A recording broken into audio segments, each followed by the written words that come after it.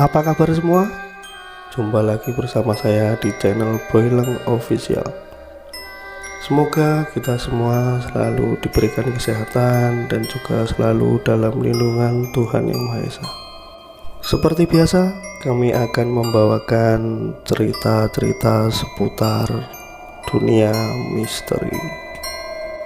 Pada cerita kali ini kami akan mengisahkan seorang driver online yang diguna-gunai oleh mantan kekasihnya, sehingga sang driver online tersebut mendapatkan gangguan dari makhluk-makhluk astral. Oke, langsung saja ke cerita. Namaku Oki. Aku adalah seorang pemuda yang tinggal di salah satu desa, tepatnya di salah satu desa di Jawa Tengah yang berada di bawah lereng pegunungan. Sore itu aku sedang duduk-duduk di depan teras rumah, ditemani dengan segelas kopi dan juga rokok kretek kesukaanku. Hujan yang tak kunjung berhenti membuatku beraktivitas seperti biasanya. Tiba-tiba dari arah depan rumahku aku melihat, sebut saja Santo. Dia adalah teman akrabku. Dengan berlari-lari kecil ia pun menuju ke arahku. "Dari mana Tok?" tanyaku. "Hujan-hujan begini masih keluar rumah aja." "Dari kebun Di." "Gila, hujan tak berhenti-berhenti sampai air irigasi pun meluap dan akhirnya kebunku jadi korban terendam air luapan itu." "Iya, aku pun juga nggak bisa beraktivitas, apalagi sudah lama aku nggak narik," sahutku pada Santo. Santo ini adalah seorang pemuda yang menurutku cukup berbeda dari pemuda-pemuda lain. Di saat pemuda-pemuda lain ingin bekerja di kantor ataupun merantau pergi keluar kota, tapi Santo lebih memilih untuk menjadi seorang petani. Alasannya, ketika ia menjadi seorang petani, ia lebih bisa menikmati hidupnya dan lebih bisa bersyukur karena hasilnya walaupun tak banyak bisa untuk mencukupi kebutuhan hidupnya sehari-hari. Dan yang paling penting, ia tetap bisa berkumpul dengan keluarganya dan juga bisa tinggal di kampung tempat kelahirannya. "Ya sudah, aku pulang dulu. Badanku dingin, aku mau mandi. Takut-takut malah nanti keburu masuk angin aku." "Ya sudah sana," jawabku sambil menghisap dalam-dalam rokokku. Tiba-tiba angin pun berembus cukup kencang, yang sempat membuat seluruh bulu tubuhku berdiri. Seolah menangkap sinyal, aku pun mencoba untuk berkonsentrasi. Karena memang bisa disebut aku adalah salah satu anak yang mempunyai kemampuan khusus. Dari kecil aku selalu dilatih oleh kakekku dengan laku tirakat dan juga amalan-amalan ataupun bacaan-bacaan mantra tertentu. Jadi untuk hal-hal yang berbau supranatural bukan hal asing bagiku. Dan benar saja, di depan rumahku, tepatnya di bawah pohon pepaya, aku melihat sosok makhluk mengenakan kain putih dengan kepala yang diikat kunciran. Makhluk itu seolah menatap ke arahku. Terlihat dari mukanya yang hampir membusuk, dengan beberapa gigi yang terlihat menyeringai, karena tulang pipinya sudah mulai terbuka, dan juga mata yang melotot, bahkan mata sebelah kanannya hampir copot. Sesaat kemudian terdengar kumandang azan dari surau yang kebetulan tak jauh dari rumahku. Ya, azan maghrib sudah berkumandang. Seiring kumandangnya azan, makhluk itu pun menghilang dari pandanganku. Aku pun bergegas masuk ke dalam rumah, menuju ke dapur, lalu mengambil wudhu, dan setelah itu menunaikan sholat. Selesai sholat, aku menuju ke ruang tamu. Di situ sudah terlihat kedua orang tua. "Udah berhenti, Bu, hujannya?" tanyaku. "Masih gerimis, Nak," jawab ibuku sambil sibuk dengan jarum dan benang rajutnya. "Ah, sudah 2 hari aku tidak narik. 2 hari pula aku nggak dapat duit," gumamku sambil menggerutu. "Sudah, rezeki tidak akan tertukar. Kalau 2 hari kamu tidak mendapat rezeki, belum tentu esok harinya pun juga kamu tidak dapat toh. Percaya saja sama Tuhan. Semua sudah ada yang mengatur kok," sahut bapakku sambil terlihat asik menikmati singkong goreng buatan ibu. Ibuku tersenyum melihat ke arahku sambil berdiri melangkah ke arah ruang tengah, ruang yang biasa kami pakai untuk menonton acara televisi. "Tadi sore aku melihat hantu pocong, Pak." "Hah? Pocong? Di mana?" sahut bapakku. "Di depan rumah. Mukanya terlihat menyeramkan, bahkan dia menatap ke arahku." "Ah, sudah, biarkan saja. Mungkin dia ingin berteduh atau sekedar ingin mampir karena tubuhnya basah terkena derasnya air hujan," jawab bapak kembali sambil tersenyum. Terlihat senyuman itu seolah menyimpan makna tersembunyi. Dan hal itu pun semakin membuat rasa penasaranku bergejolak. Tiba-tiba terdengar suara pintu rumahku seperti diketuk oleh seseorang. "Sebentar," sahutku sambil melangkah menuju ke arah pintu. Setelah pintuku buka, ternyata itu adalah Santo. Dengan muka dan tubuh yang setengah basah, aku pun mempersilahkan ia masuk. "Masuk toh?" "Ya." Sambil mengusap mukanya yang basah, Santo pun berjalan masuk menuju dalam rumah. "Kamu toh? Dari mana?" tanya bapakku. "Dari rumah, Pak De." "Ya sudah, kalian ngobrol saja. Aku mau menyusul ibu." Bapakku pun beranjak lalu berjalan menuju ke ruang tengah. "Teh atau kopi tok?" tanyaku. "Sudah, apa saja. Yang penting bisa membuat tubuhku yang dingin ini menjadi hangat deh." Lalu aku pun mulai berjalan menuju ke dapur, membuat secangkir kopi untuk Santo. "Minum tok?" "Ya Di, makasih," sambutnya sambil meraih segelas kopi lalu menyeruputnya. Kami pun mulai mengobrol obrolan-obrolan seputar anak-anak muda pada umumnya, yang tidak jauh dari hal yang berbau perempuan. Di tengah keasikan kami mengobrol, tiba-tiba aku seolah melihat sesuatu. "Di," teriak Anto menatapku. Aku pun lalu memberi isyarat dengan mengangguk. Lalu Santo pun seolah mengetahui hal yang aku rasakan, dan ia pun akhirnya memutuskan untuk diam. Mataku terus memandangi sosok tersebut. Sosok yang terlihat tinggi besar, berbadan dan bermuka hitam. Bahkan pakaiannya pun terlihat hitam legam, lengkap dengan jubah dan juga surban yang terlihat melilit runcing ke atas. Hanya kedua bola matanya yang aku lihat berwarna beda, terlihat putih dan kemerahan.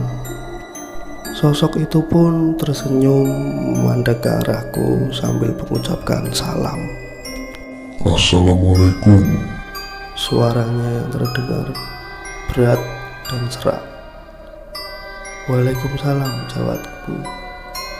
Tak lama makhluk itu pun melesat secepat kilat masuk ke dalam sebuah keris yang ada di atas pintu rumahku. Ya, keris tersebut berada tepat di atas pintu rumah. Rumahku ini terbilang adalah rumah yang lama atau rumah dengan bangunan lama, bangunan khas joglo yang ada pada rumah-rumah masyarakat Jawa pada umumnya, lengkap dengan 4 tiang utama yang berada di tengah rumah yang menyangga atap utama bangunan rumah. Terlihat juga di dinding sekeliling rumah kami ada beberapa wayang yang terselip rapi di dinding, dan juga lukisan-lukisan kuno yang menurutku terlihat menyeramkan. Sesaat setelah makhluk itu menghilang, suasana pun kembali normal. Aku pun masih berpikir, kenapa makhluk itu menampakkan diri? Seolah dia menyapaku dan ingin menunjukkan sesuatu yang entah apa itu. Udah di, teriakan Anto yang kembali menyadarkanku dari lamunan. Oh, udah, aman kok. Waktu pun berlalu dan jam pun menunjukkan pukul 11 malam, dimana diiringi dengan berhentinya rintik hujan.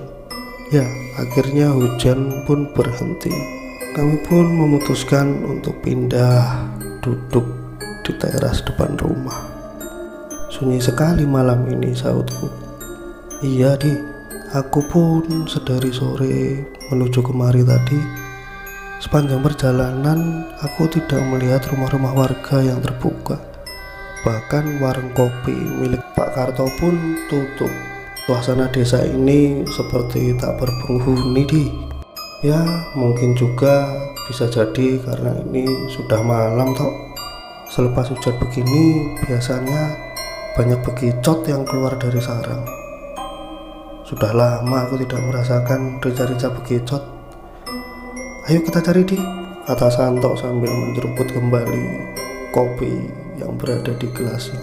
Karena mungkin sudah hampir 2 hari ini aku tidak beraktivitas di luar rumah, jadi aku pun mengiyakan saja ajakan Santo. Setelah menyiapkan peralatan, kami pun berangkat mencari bekicot. Kami menyusuri jalanan pinggir desa yang terlihat sunyi, dingin malam itu, dan juga kabut-kabut yang tipis menemani perjalanan kami. Tak berapa lama berjalan, dan juga setelah melewati sebuah dam kecil, kami pun sampai di kebun Anto. Terlihat banyak tumbuhan pohon pisang yang rapat dan juga daun-daun pisang yang kering berserakan di tanah. Wah, lumayan ini banyak. Akhirnya aku bisa merasakan rica-rica bekicot yang selama ini telah lama gak aku rasakan. Aku pun hanya terdiam sambil menunduk melihat Santo yang sedang asik memunguti beberapa ekor bekicot. Kamu kenapa di? Dari tadi diam saja tidak bersuara. Ah, gak apa-apa. Sudah, ambil saja secukupnya, jawabku sambil dalam hati aku berkata, kamu tidak melihat apa-apa toh. Aku dari tadi mulai perjalanan dari keluar rumah, menyusuri jalan desa, lewat dam sampai ke kebunmu. Hampir di setiap jalan aku melihat makhluk-makhluk aneh, mulai dari kuntilanak, gondoruwo, bahkan sosok-sosok yang menakutkan itu selalu saja memandangiku dengan aneh. Di dam tadi pun aku juga melihat banyak sekali sosok-sosok perempuan yang terlihat aneh sedang mencuci, anak-anak kecil yang bermain-main air, bahkan ada suara bayi yang menangis seolah-olah ingin aku untuk menggendongnya. Tiba-tiba Santo pun meloncat ke arahku. Dia meremas kencang tanganku. Mukanya hanya tertunduk, terlihat berkeringat dan pucat. Ada apa kamu, Tok? Tok, ada apa, kataku. Itu di, lihat di, itu di depan kita, tepat di bawah pohon kelapa itu di. Coba kamu lihat di, sambil dia terus berteriak meronta. Benar saja, akhirnya terlihat sosok yang putih berkuncir dengan muka yang setengah busuk, melenggok ke kanan, ke kiri, sambil matanya terus menatap kami. Itu adalah makhluk yang sore tadi aku lihat di depan rumah, gumamku dalam hati. Kenapa dia bisa sampai ke kebun Santo? Aku pun terus bergumam dalam hati. Ada apa ini? Siapa makhluk itu? 2 kali aku melihatnya. Udah, kamu diam saja. Pejamkan saja matamu, Tok. Anto tidak menjawab. Dia hanya meremas lenganku, seolah memberi tanda bahwa ia mengiyakan. Aku pun lalu mundur selangkah dan bersiap berkonsentrasi. Makhluk itu tiba-tiba terlihat berjalan tak karuan. Tiba-tiba ada di kanan, di kiri, di tengah, bahkan ada tepat di depan mukaku. Mukanya terlihat sudah setengah menjadi tengkorak.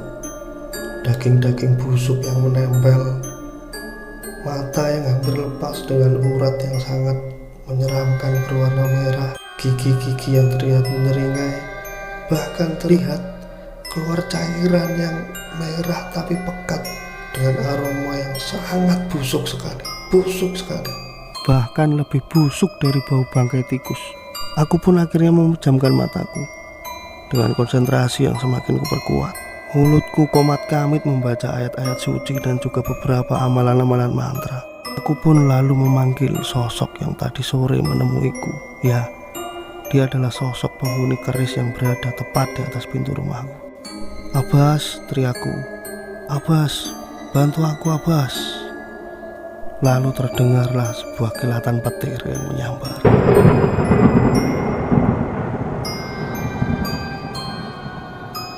"Assalamualaikum, aku sudah menghalaunya. Jangan takut, segera pulanglah." "Waalaikumsalam," jawabku. "Terima kasih, Abbas," sambil membuka mataku. Dan sosok makhluk pocong tersebut sudah lenyap dari hadapanku. Akhirnya kami pun memutuskan untuk pulang ke rumah. Santo yang masih gemetar pucat tak menghiraukan lagi bekicot-bekicot yang berhamburan di tanah. Sepanjang perjalanan pulang pun tidak ada percakapan di antara kami. Lalu setelah sampainya di rumah, agar rasa takutnya hilang dan dia pun juga merasa lebih tenang. Lagian pula juga pada waktu itu jam sudah menunjukkan pukul 2 dini hari.